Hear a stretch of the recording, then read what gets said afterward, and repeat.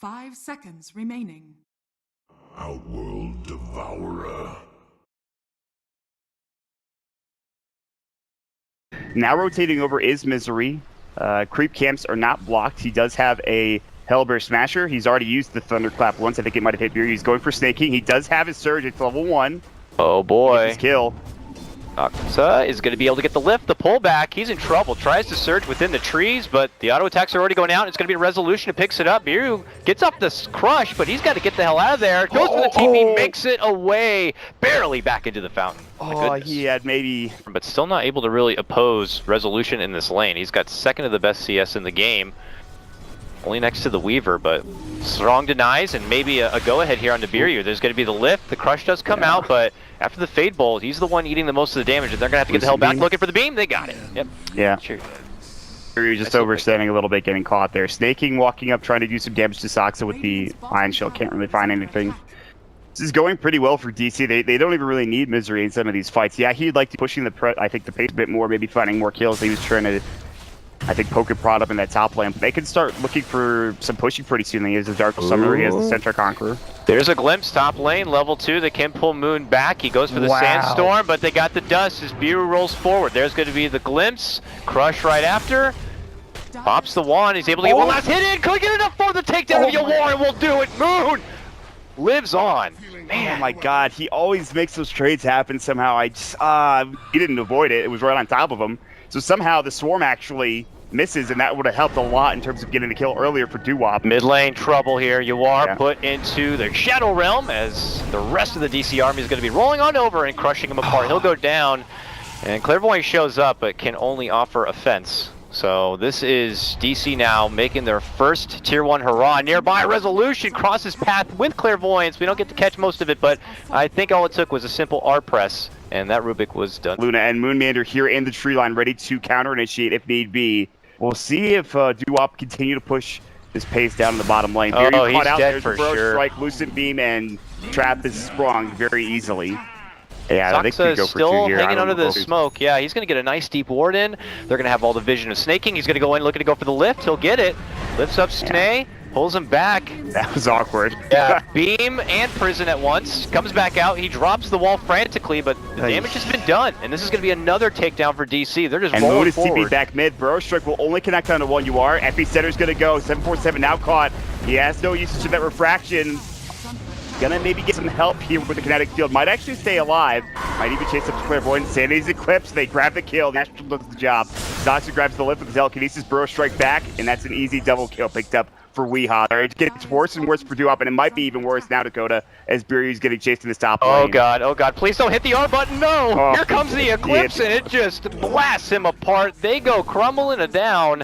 That is a 4-man drop on the side of Doo Wop if you count the lead in with Snake King. 10-1 Mott in this game. DC want to end this one quick and fast. They're not done yet. Mid lane, pull up, pull back. Snake King gonna get thrown in now. The surge. And here comes the army. Was there. And, yeah, he's done so. There goes a rock, there goes a ball, there goes a little bit of everything right there. Team DC in full force in game 1.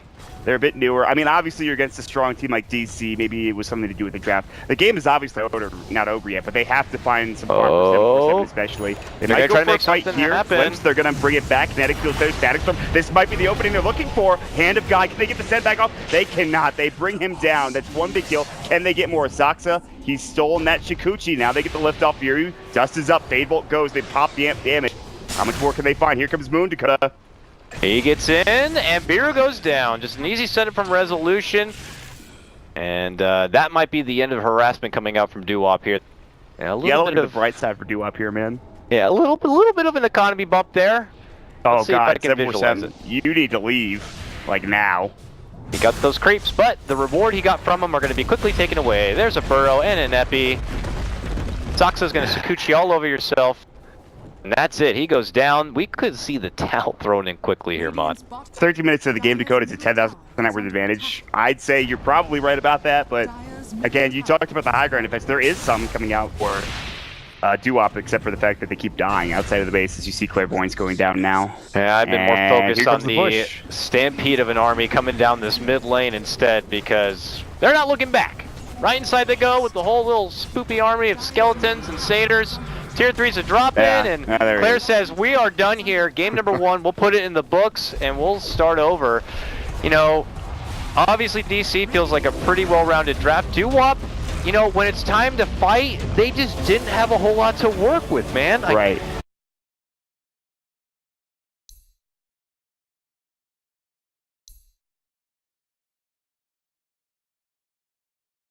10 seconds remaining. Behold the horn of Magnus.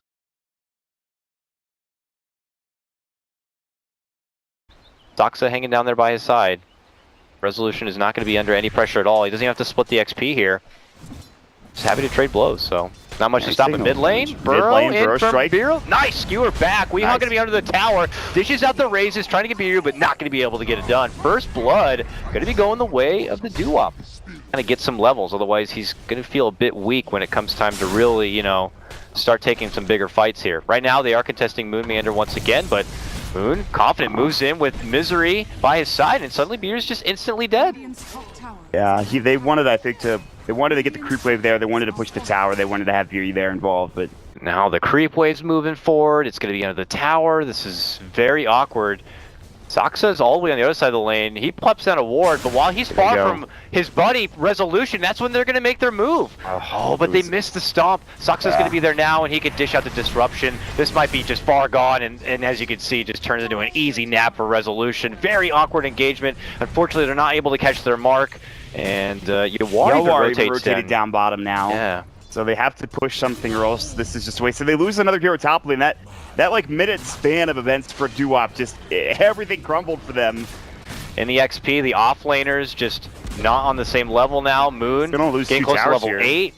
They have ults ready to work with here. I mean, had there been a normal offlane phase, I mean, not normal, but one more favorable for Doo Wop, they would have had that since they're ult good to go here. They are going to make their move in, looking to grab Moon Meander here.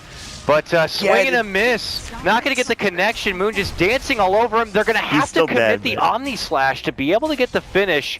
At this point, though, Doo Wop, they'll take what they can get, but bottom lane, DC takes something for themselves. A tier 1 going down. Tier 1 tower bottom as well as the tier 1 tower top. Mid lane, Weehaw walking up. He is going to get glimpsed back. They have RP ready. They have the skewer back. Will they commit the RP is the question. They have the burrow strike coming in. They need that kill. They needed that kill badly for Doo Wop, and they get it. And Viryu also TPs it and gets involved and gets up to level 4. Yeah, they are. Moon smoked up. They're going over. They're looking to play. This is still a counter play. Doo Wop. Viryu coming with the thunder, or excuse me, a burrow strike potentially. Static from first, burrow strike to follow. Weehaw, I think, might fall here first, but can they find anything else?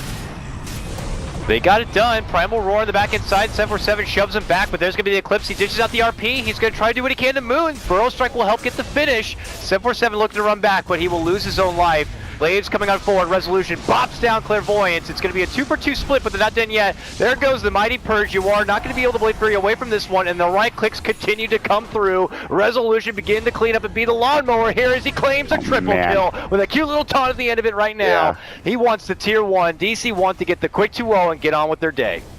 And he has Misery helping him out with the Bloodlust. And it's just too much. I think they're a little bit too far behind. You are getting, or rather catching out Doxa here. He might be a freak. He does have his disruption. He'll use it for a moment, but I don't see him surviving.